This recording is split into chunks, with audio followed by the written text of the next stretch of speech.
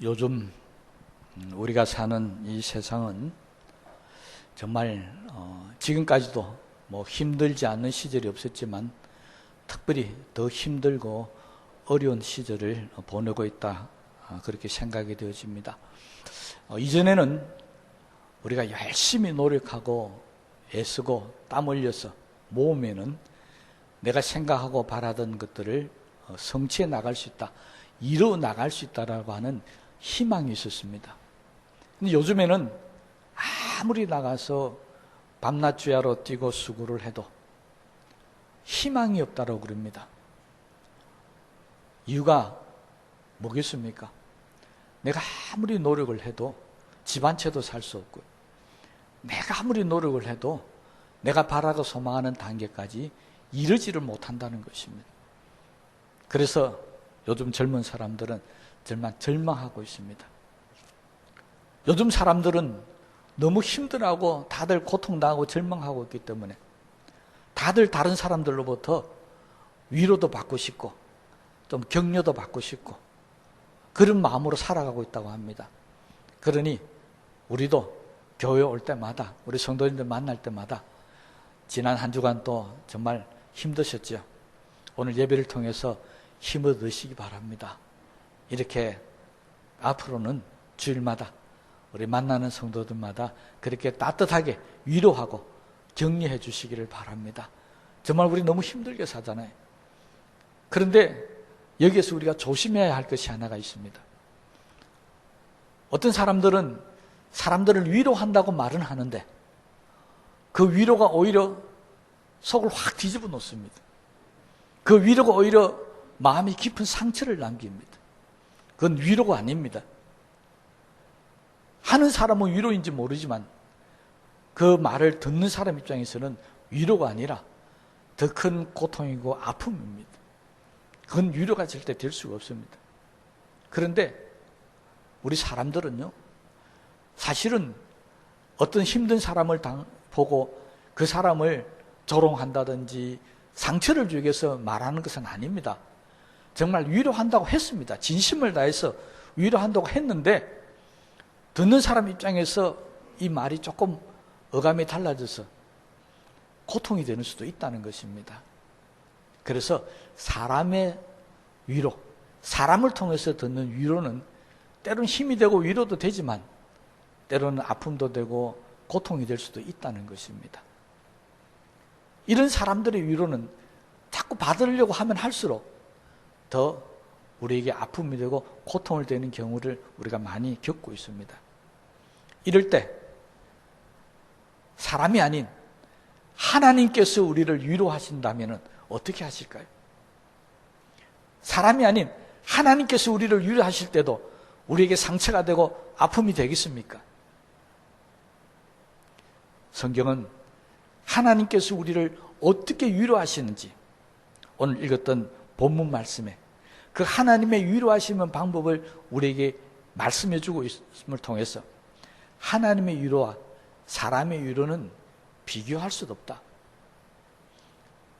사람을 통해서 받는 위로는 때로는 아픔도 되지만은 그러나 하나님을 통해서 받는 위로는 절대로 아픔이 되거나 힘든 일이 없습니다. 오히려 새 힘을 얻고 새 능력을 얻고 더 나은 삶으로 바꿔주는 것이 바로 하나님의 능력인 줄로 믿으시기를 바랍니다. 그러니 우리가 하나님의 위로를 받고 살면 얼마나 좋겠습니까? 새 힘도 없고 내 속에 있는 염려, 걱정, 의심도 다 사라지고 문제도 다 해결되고 이런 하나님의 위로 여러분이 꼭 받게 되시기를 주의 이름으로 축원합니다.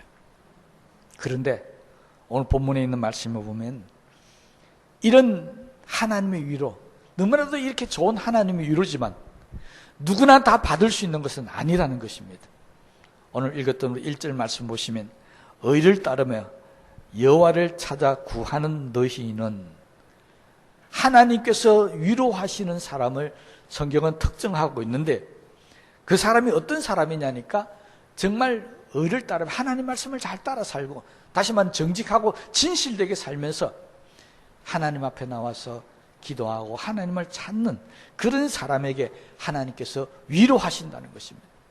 이 말을 다른 말로 하면 하나님은 절대로 악한 사람을 위로하지는 않습니다. 이해가 되셨습니까? 그 사람이 악한 짓을 하고 고통을 당하는데 야, 너 잘했다, 힘내라. 그 말은 악한 짓을 또 하라는 거잖아요. 하나님은 절대로 악한 사람, 다시 말하면 불성실하고 게으르고 사기치고 강도짓하고 남에게 고통 주는 그런 사람 절대로 위로하지 않는다는 것입니다. 그러니 하나님의 위로를 받으려면 우리는 그런 모든 것을 다 버리고 오직 하나님의 말씀을 따라야 되고 하나님 말씀 앞에서 진실되고 바르게 살아야만이 하나님의 위로를 받을 수 있다는 것입니다. 성경은 악한 사람에게는 하나님께서 위로하시는 것이 아니라 오히려 책망하십니다. 훈계하십니다. 그래서 회개하게 만들어서 바른 길로 살아가면 이제는 변화되어서 하나님의 말씀대로 살면 그때는 하나님께서 세임도 주시고 위로를 주시는 것이지, 계속해서 죄악 가운데 살고 악한 모습으로 살면 하나님이 절대로 위로하지 않습니다. 그러니 정말로 우리가 하나님의 위로를 받고 살기를 원하신다면 하나님 말씀 앞에서 정직하게 진실되게 살아야만이 하나님이 나를 위로하시고 세임도 주신다는 사실을 깨닫게 되게 되시기를 바랍니다. 하나님은 우리를 어떻게 위로하실까요? 왜 하나님께서 주시는 위로는 악하면 안 되는지 그 하나님의 위로와 방법을 보면 잘 알 수 있습니다. 하나님은 이스라엘 백성들을 위로하면서 하신 말씀이 2절에 있습니다. 너희의 조상 아브라함과 너희를 낳은 사라를 생각하여 보라. 하나님께서 고통당하고 있는 이 이스라엘 백성들 향해서 뭐라고 위로하셨습니까? 아브라함과 사라를 생각해 보라는 것입니다. 이건 무슨 뜻일까? 이게 왜 지금 이 고통당하고 아픔을 당한 이스라엘 백성들에게 위로가 되는 이야기입니까? 하나님은 그렇게 이야기했습니다.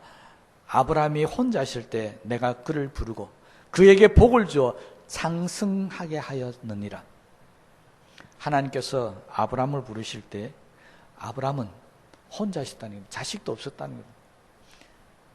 그 아브라함을 부르실 때 하나님은 내 본토 친척 아비의 집을 떠나서 내가 지시할 땅으로 가라, 가나안 땅으로 가라는 것입니다. 아브라함은 하나님의 말씀을 듣고 먼 이국 땅인 가나안에 와서 정착해 삽니다. 거기 아는 사람 아무도 없습니다. 홀로 광야 같은 땅에서 살아갈 수밖에 없었습니다. 농사를 짓는 옥토는 이미 가나안에 있는 주민들이 다 찾아가고 있었기 때문에 그는 광야에서 머물면서 거기에서 짐승을 키우며 살아갈 수밖에 없었습니다. 그런데 하나님께서 그런 아브라함을 그 땅에 복을 주시었어요. 그와 그 후손들이 가나안을 차지하고 살아갈 수 있게 만들어 주셨다는 것입니다.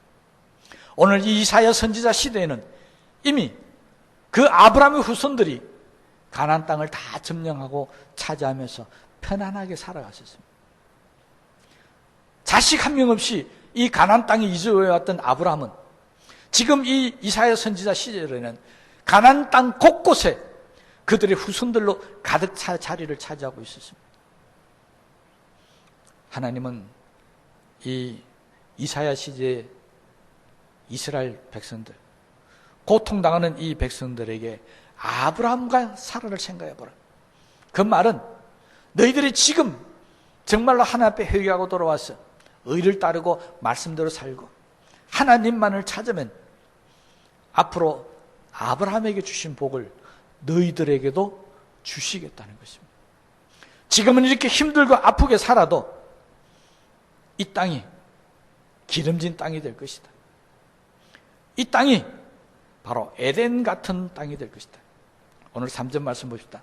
그 사막을 에덴 같게 그 광야를 여호와의 동산 같게 하였나니. 여러분, 지금은 황폐해 있습니다. 지금은 힘든 이 땅입니다. 그런데 하나님께서 그들을 위로하시면서 너희들이 정말로 진실로 내 의를 따르고 나를 찾으면 광야를, 사막을 여호와의 동산, 에덴 동산같이 만들어주게 될 것이다. 사라를 생각해보라. 그가 낳은 아들 이삭이 야곱을 낳고 야곱이 12부족을 낳고, 그래서 지금 이 가나안 땅의 사방 각처에 수많은 자손들이 뿌리를 내며 살아갔던 것처럼 너희들은 절대로 멸망하지 않고 이 땅에서 더욱더 번성하며 자손의 자손을 보며 살아갈 수 있는 그런 삶을 살게 될 것이다. 이스라엘을 향한 하나님의 위로의 말씀이었습니다. 하나님은 없는 곳에서, 황폐하고 사막 같은 곳에서 꽃을 피우고 열매를 맺게 하시고 그 땅에 자손의 자손을 보게 하시는 분이라는 사실을 믿으시기를 바랍니다. 창세기 15장 5절 말씀을 보면 하나님께서 아브라함을 데리시고 밖으로 나가십니다. 그러면서 하신 말씀이 하늘을 보고 올려보고 그 하늘에 별이 얼마나 많은지를 세어보라. 지금 아브라함은 자식 한 명 없이 홀로 살고 있었는데 하나님께서 저 하늘의 많은 별같이, 내가 세어본 저 별같이 많은 자손을 너에게 줄 것이다. 하나님의 위로는 바로 이런 겁니다. 자식 한 명 없는데 그 사람을 위로하면서 앞으로 저 하늘의 별같이 많은 자손을 너에게 줄 것이다. 이보다 더 큰 위로가 어디 있겠습니까? 그렇잖아요. 돈 한 푼 없는 우리에게 네가 앞으로 이 땅을 모든 걸 사고 남을 정도로 많은 부자가 될 것이다. 이것처럼 좋은 위로가 어떻겠습니까? 그렇잖아요. 돈 한 푼 없는데 너는 건강하니까 앞으로 어디 가서 막일을 했으라도 버리면 먹고 살만 할 것이다. 이거 위로가 아니잖아요.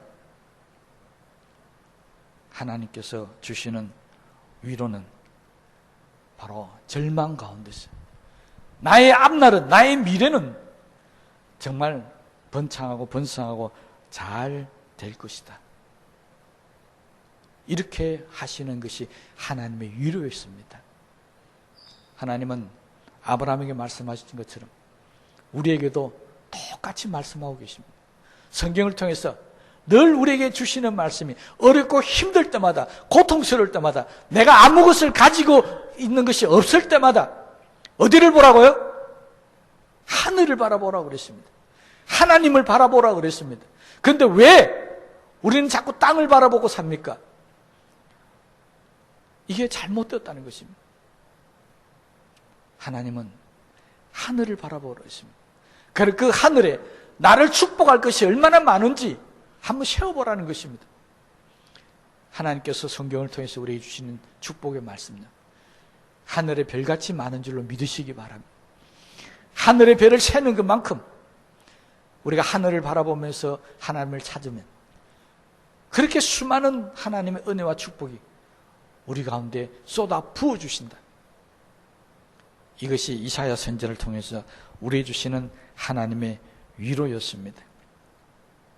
그러므로 지금 내게 아무것도 없다고, 지금 내가 가진 것 없다고, 땅 하나 없다고 그렇게 낙심하고 좌절하지 마시기 바랍니다. 내가 가진 거 아무것도 없고 바라고 이루어진 소망이 아무것도 없어도 아무것도 없는 아브라함을 부르셨어요. 그것도 먼 이국 땅에서 부르셨어요. 그를 축복하셨듯이 하나님께서 우리도 축복하셨어요. 가나안 땅을 주시고 별과 같이 많은 자손을 주신 아브라함의 복을 우리에게 주실 줄로 분명코 믿습니다. 그런데 더 놀라운 것은 가나안 땅과 자손이 하늘의 별같이 많아진 것이 아니었습니다. 그보다 더 놀라운 사실이 하나 있습니다. 바로 아브라함의 자손들, 그 대를 내려가다가 성경은 이렇게 이야기합니다. 예수 그리스도가 나시니라.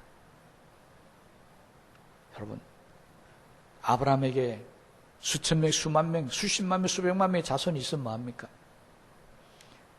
그들 자손들이 세상에 죄악이 되고 세상 사람들에게 피해가 되고 세상을 괴롭힌다면 그런 자녀들 아마 없는 게 낫다고 생각할 부모들이 많을 겁니다.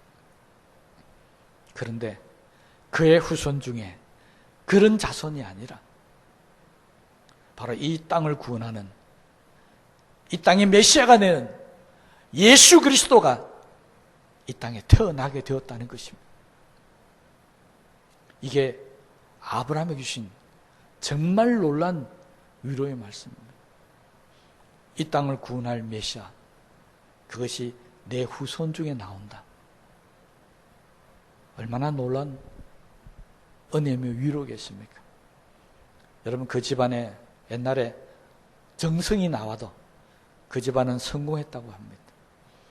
총리가 나오고 대통령이 나오면 어마어마하겠죠. 하나님은 그 정도가 아니라 만왕의 왕이시며 이 땅의 구세주가 되신 그런 자손을 우리에게 주시겠다는 것입니다. 우리 여러분, 우리에게도 자녀가 있지 않습니까? 우리에게도 자손이 있지 않습니까? 그 자손들이 비록 지금은 가진 것 없고 힘들고 어렵지만 하나님께서 나중에 축복하셔서 우리 가문에, 우리 자손 중에 예수 그리스도가 탄생하는 그런 복이 있게 되시기를 주의 이름으로 축복합니다. 하나님의 말씀의 약속은 이겁니다. 시작은 미약하였으나 나중은 심히 장대하리라. 지금 이스라엘 백성들에게 하나님은 이것을 약속하면서 위로하고 있습니다. 이것이 하나님께서 이스라엘에 주신 첫 번째 약속이었고요. 두 번째는 3절 말씀에 보면 지금 시온이 어떤 형태입니까? 3절에 보면 나 여호와가 시온의 모든 황폐한 곳들을 위로하여, 지금 시온의 상태는 모든 것이 황폐했다고 합니다. 그런데 이 황폐한 땅이 에덴 동산같이 된다는 것입니다. 이 황폐한 땅이 여호와의 동산처럼 변한다는 것입니다. 하나님 주시는 두 번째 위로의 말씀, 회복의 위로입니다. 여러분, 이 땅은 하나님께서 우리 인간에게 제일 먼저 주신 땅이 여호와의 동산 에덴이었습니다. 광야나 사막이 아니었습니다. 가나안 땅같이 그런 땅이 아니었습니다. 하나님께서 최초 인류 아담과 하와에게 주신 땅은 정말로 좋은 땅이었습니다. 그런데 거기에서 쫓김을 받고 세상을 살아가는 이 땅은 가시와 엉겅퀴가 났어요. 우리에게 고통을 주는 땅이었습니다. 그런데 지금 하나님께서 그렇게 황폐한 이 시온을 처음 에덴 동산처럼 바꿔줄 때 회복해 주시겠다, 그렇게 위로하시는 것입니다. 여러분, 하나님께서요, 저와 여러분을 위로하시면 광야가 변하고 사막이 변해서 에덴 동산이 되는 줄로 믿으시기를 바랍니다. 우리의 지금 삶이 정말 광야 같고 사막 같고 황폐하고 잘 힘들고 어렵다 할지라도 성경은 그 황무지가 변해서 에덴 동산같이 꽃이 피고 열매가 필 것입니다. 그게 하나님의 영광이 나타난다는 것입니다. 지금 이 말씀은, 이사야 51장 3절의 이 말씀은 처음 한 말씀이 아닙니다. 이사야는 이미 앞에 35장 1절에서 10절의 말씀에 보면은 이미 이 말씀을 자세하게 그들에게 선포했었습니다. 광야와 사막에 기쁨이 있을 것이고 즐거움이 있을 것이고 거기에 감사함과 창화함이 있을 것이다. 지금 이렇게 말씀하신 이 말씀이 이미 앞에 35장에 말씀하고 있습니다. 여러분, 하나님께서는 이사야 선지자를 통해서 말씀하십니다. 광야에 꽃이 피는 날이 있을 것이고 광야에 열매가 맺는 날이 있을 것이다. 그러니 하나님을 찾으라는 것입니다. 그뿐이 아닙니다. 35장에 보면 지금은 광야의 사막의 이야기만 있지만 35장에 보면 사람에 대한 이야기도 나옵니다. 거기에 보면은 맹인이 눈을 뜨게 될 것이고 전원자가 사슴같이 뛰게 다닐 것이고 기머리가 들게 되면 벙어리가 하나님 앞에 감사의 노래를 부르게 될 것이다. 사람도 모든 장애를 극복하고 회복되는 역사가 나타난다는 것입니다. 여러분, 하나님의 위로는 앞으로 잘 될 것이다. 이것만이 하나님의 위로가 아닙니다. 앞으로 자손들이 잘 될 것이다. 이건 미래에 대한 위로지만 하나님은 과거의 잘못된 내 모습, 내가 정말 삶을 망쳐버려서 이 에덴 동산 같은 땅을 광야같이 만들어버렸고 이 에덴 동산 땅을 사막같이 만들어버렸을지라도 하나님은 그 땅을 다시금 회복시켜 주신다는 것입니다. 이것이 바로 하나님의 위로입니다. 그러니 미래에 대한 소망뿐만 아니라 과거의 잘못까지 모든 걸 다 회복시켜 줬어요. 앞으로 우리의 삶이 달라지게 된다는 것입니다. 그래서 하나님의 위로는 앞으로 뭐 잘 될 것이다. 이런 사람의 위로는 다릅니다. 과거에 잘못된 거, 부족했던 거, 연약했던 거 다 뜯어 고쳤어요. 다 해결해 주셨어요. 엎어서 앞날도 잘 되게 해주시는 그것이 하나님의 위로다. 이사야는 이렇게 선포하고 있습니다. 이 하나님의 위로의 말씀, 오늘 이 시간에 참여한 저와 여러분들 꼭 받게 되시기를 바랍니다. 더 놀라운 사실이 하나 있습니다. 하나님의 위로의 특징, 그것은 하나님께서 선포하신 말씀, 하나님께서 우리에게 약속하신 말씀은 1.1획도 변함없이 이루어 주신다는 사실을 믿으시기 바랍니다. 이게 하나님의 위로의 특징입니다. 사람의 위로는 그냥 말만 할 수도 있습니다. 힘내라, 용기 내라, 잘 될 것이다. 그런데 하나님의 위로는 말만 하는 게 아닙니다. 말씀만 하고 약속만 하는 게 아닙니다. 실제적으로 그 모든 말씀들이 다 현실로 나타나게 되었다는 것입니다. 앞으로 광야가 에덴이 될 것이다. 사막이 에덴이 될 것이다. 말로만 하신 것이 아닙니다. 실제로 하나님이 말씀하시고 그렇게 바꿔주셨다는 것입니다. 그래서 하나님께서는 이스라엘 백성들에게 한 가지 당부를 하고 있습니다. 내 말은 내가 약속이 철저히 지킨다. 그러니까 너희들은 꼭 내 말을 들어야 한다. 4절 말씀 보십시다. 내 백성이여 내게 주의하라. 내 나라여 내게 귀를 기울이라. 하나님께서 이스라엘 백성들에게 당부한 것은 딱 하나입니다. 내가 하는 말에 귀를 좀 기울이라는 것입니다. 그냥 스쳐 듣지 말고 그냥 듣고 흘리지 말고 주의하라. 귀담아 들으라는 이야기입니다. 7절에 내려가면 이렇게 이야기합니다. 어를 아는 자들아, 마음에 내 율법이 있는 백성들아, 너희는 내게 듣고 그들의 비방을 두려워하지 말라. 그들의 비방에 놀라지 말라. 무슨 말인 줄 아십니까? 하나님의 말씀을 듣는 사람이 하나님 말씀대로 따라 살려다 보니까 사람들이 옆에서 자꾸 딴소리 하는 겁니다. 대표적인 예가 노아 홍수 때 노아 방주 이야기입니다. 노아가 120년 방주를 지으면서 하나님께서 이 땅을 멸하실 것이다. 그리고 방주 안에 들어오면 다 산다. 세상 사람들은 노아가 미쳤다고 그랬습니다. 죄송한 말로 좀 노망들었다. 요새 이래야면 치매가 걸렸다. 막 그렇게 생각했습니다. 끊임없이 조롱하고 비난했을 겁니다. 그런데 노아는 120년 동안 흔들리지 않았습니다. 하나님이 말씀하셨다. 그 하나님의 말씀이 반드시 이루어지실 것이다.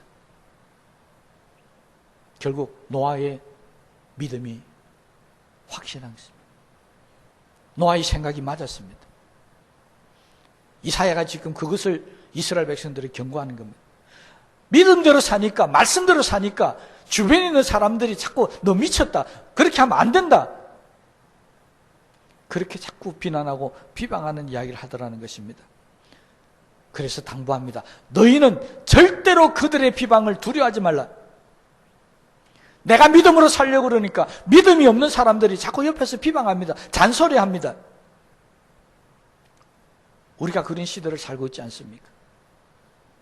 내가 믿음으로 살려고 할 때 내 주변에 있는 내 믿음을 보고 비난하는 사람, 아니라고 틀렸다 말하는 사람, 죄송하지만 그 사람 다시는 상대하지 마시기 바랍니다.